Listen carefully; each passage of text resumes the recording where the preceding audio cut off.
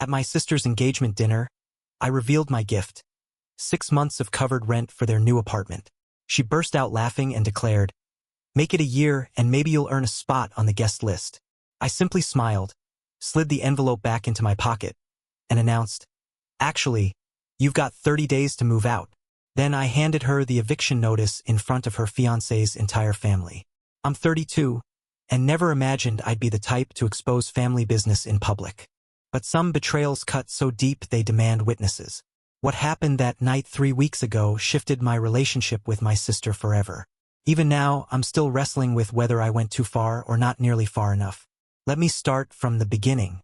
2 years ago, my sister and I inherited our childhood home from our grandmother.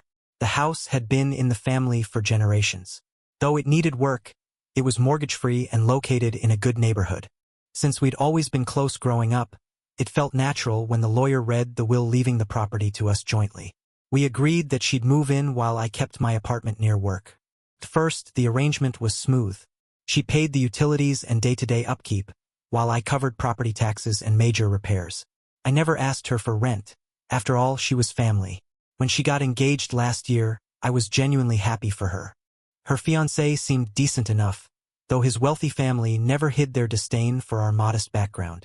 About 6 months ago, my sister began hinting that she wanted to renovate before the wedding. Nothing huge, she claimed. Just some updates to the kitchen and bathroom so the house would be more suitable for entertaining his family. I agreed to split costs, thinking it would boost property value. What I didn't realize was how far along she'd already been in planning. The subtle hints turned into outright demands. She wanted granite counters, stainless steel appliances, a luxury bathroom remodel with high-end fixtures. When I suggested more budget-conscious alternatives, she accused me of being stingy and ruining her happiness. The arguments became more heated, with her insisting she was the one actually living there and stuck with the outdated features every day. Then came the real blow. 3 months before the engagement dinner, she announced, not asked, that her fiancé would be moving in after they married. I objected, saying we hadn't discussed this arrangement. She laughed in my face and said I was being ridiculous. It was her house too, wasn't it? Besides, her fiancé had already given notice at his apartment. Trying to be reasonable, I suggested we create a formal rental agreement, especially since 2 people would now be living there. She flew into a rage, accusing me of trying to profit off family and threatening to make things messy if I pushed the issue. She reminded me that his family already thought we were beneath them, and now I was proving their point by being petty about money. But for me, this wasn't about money, it was about respect and communication. I co-owned that house. For 2 years, I'd been paying property taxes and funding major repairs. Suddenly, I was expected to accept 2 people living there rent-free while making costly renovation demands. When I tried to explain my perspective, she cut me off. "We'll talk about this after the engagement party," she said. "I don't want any drama spoiling my special day." That's when I made my decision. If she wanted to treat this like a business arrangement, then business rules would apply. I spent the following weeks researching property law and tenant rights. What I discovered was both enlightening and infuriating. Because we co-owned the house, I couldn't just evict her. But I could file for what's called a partition sale, which would force the property to be sold and the profits divided. More importantly, I learned her fiancé had zero legal right to live there without my consent. Any rental contract required signatures from both owners. While combing through old property documents, I also realized I'd been carrying far more than my share financially. Over the past 2 years, I'd paid not only all property taxes but also insurance, a new roof, furnace repairs, plumbing issues, the list went on. When I added everything up, the imbalance was staggering. Then came the week before the engagement dinner. My sister called not to ask, but to instruct me on how the evening would go. I was expected to show up early, help set up, bring an impressive gift so she wouldn't look bad in front of his wealthy relatives, and, above all, stay quiet about family matters. She'd already told them I was funding the renovations as her engagement present, so I was to play along. That conversation was my breaking point. Not only had she made unilateral decisions about our shared property, but now she was lying to her future in-laws about my financial contributions and treating me like hired help. I realized then that she never intended to respect my ownership rights. She was simply waiting until after the wedding to corner me into compliance. So I prepared my own surprise. I had my lawyer draft a petition for partition sale, giving her 90 days to buy me out or agree to sell the house. I also had him prepare documentation of all my financial contributions with a demand for reimbursement. And finally, I had him write a 30-day notice to vacate for her fiancé, who had already been living there for a month despite my explicit objections. The engagement dinner took place at an upscale restaurant with around 40 guests, including his parents, siblings, and extended relatives. I arrived on time, envelope in hand, and played the role of the supportive brother flawlessly. I helped with decorations, mingled with guests, and smiled politely through speeches about their bright future together. When it came time for gifts, his side presented lavish offerings: fine china, crystal, jewelry. Our side gave simpler but heartfelt presents: photo albums, handmade crafts, practical household goods. The difference was glaring, and I caught his parents exchanging judgmental looks about our economic standing. Finally, my turn arrived. I stood, envelope in hand, and announced I wanted to contribute something meaningful to their new life together. I acknowledged the financial strain of wedding planning and starting a household, and explained that I wanted to help with their housing situation. My sister's eyes lit up with real excitement as she tore open the envelope, clearly expecting a check or certificate. Instead of money, she found a formal rental agreement for the house, complete with monthly rent, maintenance obligations, and a security deposit.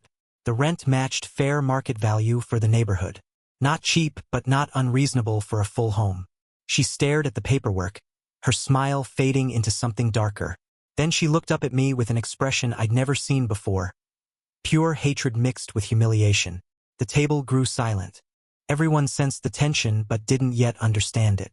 That's when she made her critical mistake. Instead of handling it quietly, or simply saying thank you and moving on, she chose to make a spectacle. She laughed loudly, waving the rental agreement like a prop. "Can you believe this?" she mocked. "My brother is so cheap. He's trying to charge his own sister rent. Maybe if he threw in a year for free, I'd let him come to the wedding." His relatives erupted in uncomfortable laughter. I noticed his mother leaning toward his father, whispering, both shaking their heads in disapproval. His brother muttered something about family ties being weaker than greed. The humiliation was deliberate. I smiled, leaned across the table, and gently took the envelope back. Then I stood and spoke calmly. "You're absolutely right. I was far too generous. Since you feel my offer was unreasonable, let me give you something more appropriate." I pulled out a second envelope, this one containing the 30-day notice to vacate for her fiancé, along with the petition for partition sale. I handed it to her with the same theatrical flair she just used to ridicule me, and announced, "Since you find my generosity so amusing, you now have 30 days to either buy out my share of the house or put it on the market." The silence that followed was suffocating. She opened the envelope with trembling hands, her face draining of color as she read. Her fiancé leaned over, confusion twisting into anger as he realized what it meant. His father demanded answers, and I calmly explained that I owned half the house they'd been living in rent-free, that I'd covered major expenses for years, and that I was simply formalizing the arrangement. Since they felt my rental proposal was unreasonable, I was within my rights to force a sale. Chaos erupted. His mother accused me of sabotaging their engagement out of jealousy. His father called me vindictive. Voices rose all around the table.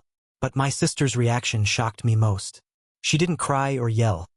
She just sat frozen, staring at the documents with an unreadable expression. When the uproar settled slightly, she finally asked, in a flat voice, whether I was serious about the 30-day deadline. I told her I was and pointed out that I was being generous.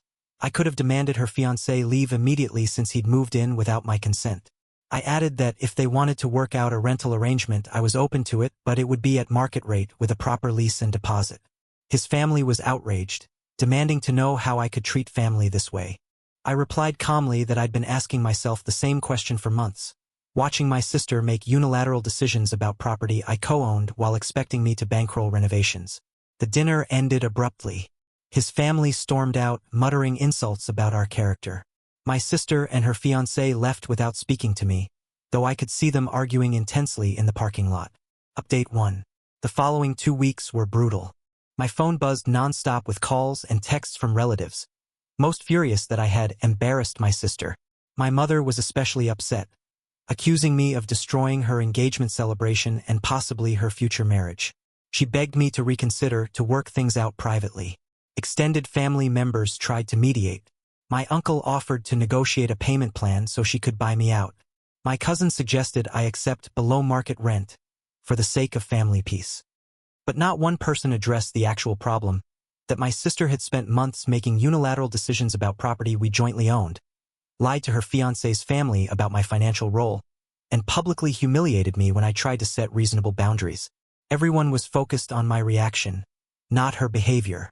During this time, my sister stayed silent. No calls, no texts, no attempt to reconcile. Through the grapevine, I heard she and her fiancé were apartment hunting. A small part of me hoped she'd reach out, apologize, and try to mend things. But with each day of silence, it became clearer that she had no intention of doing so. Exactly 2 weeks after the dinner, I finally got a message from her. It was short and sharp.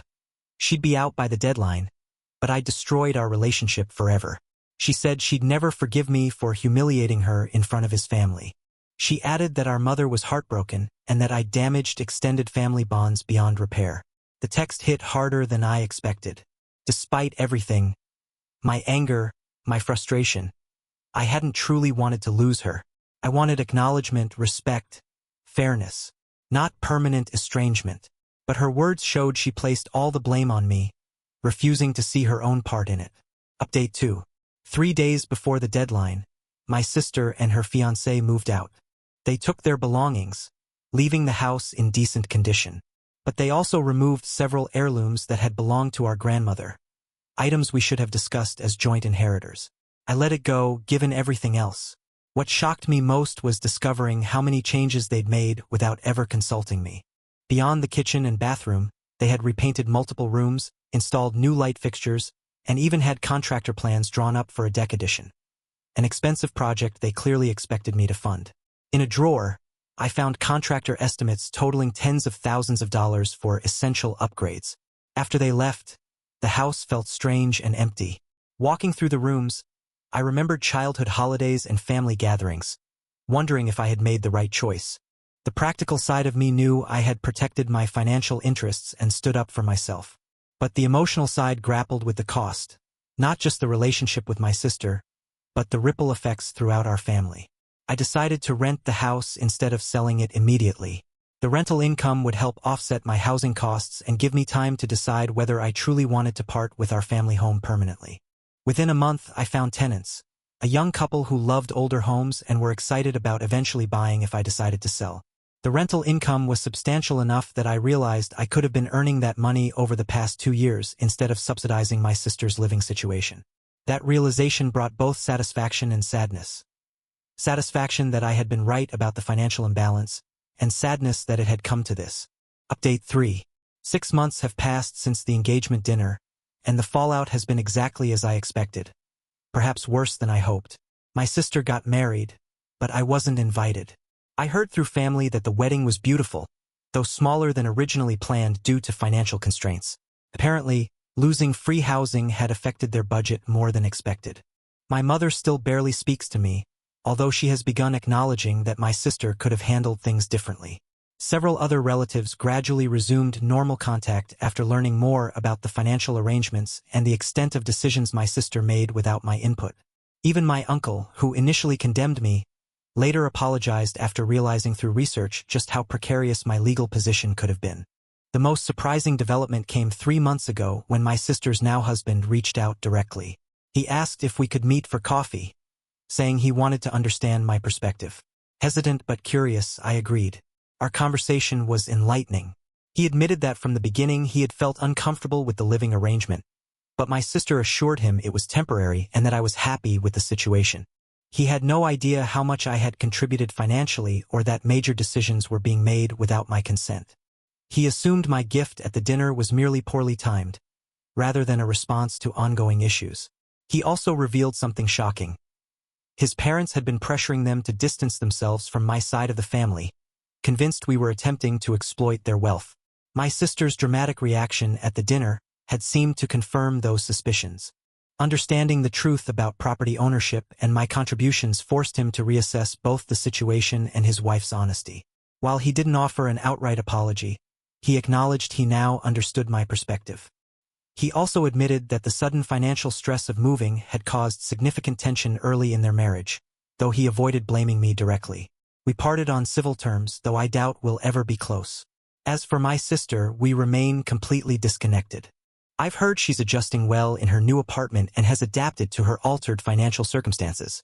Part of me hopes we might someday rebuild a relationship, but I'm not optimistic. The hurt and pride on both sides run too deep. Looking back, I still believe I made the right choice, though I sometimes wonder if there was a better way. Could I have been more diplomatic? Should I have tried harder to resolve things privately before taking such drastic action? Perhaps. But months of attempts at communication had been ignored, and my sister seemed determined to continue making unilateral decisions indefinitely. The house is now a successful rental property, and the income has allowed me to pay down my mortgage significantly. I've also started dating someone who understands the situation and supports my decision to stand up for myself. A welcome relief after months of family criticism. Sometimes, driving past the old house and seeing my tenants tending the garden or hosting friends, I feel a complex mix of emotions. Sadness for what was lost, satisfaction that the house is appreciated and cared for, and an odd sense of closure. The home that once symbolized family unity and shared heritage now represents my independence and self-respect. I've learned that protecting yourself sometimes requires choices others may never understand or forgive. Family relationships can be far more fragile than we assume, and financial entanglements can poison even the strongest bonds. Most importantly, standing up for yourself can mean losing people you love, but not standing up can mean losing yourself. The hardest part isn't the money, the property, or even the damaged relationships. It's realizing that my sister and I had fundamentally different ideas of fairness, respect, and loyalty. I believed family meant looking out for one another and making decisions together. She seemed to believe family meant unconditional support, regardless of behavior. Perhaps we were both right or both wrong, but we could not bridge the gap. Would I do it again? Honestly, I don't know. The financial and legal outcome was exactly what I hoped for, but the personal cost was greater than I anticipated. I sleep well at night knowing I didn't allow myself to be taken advantage of, and that is worth something. Whether it was worth everything I lost remains to be seen.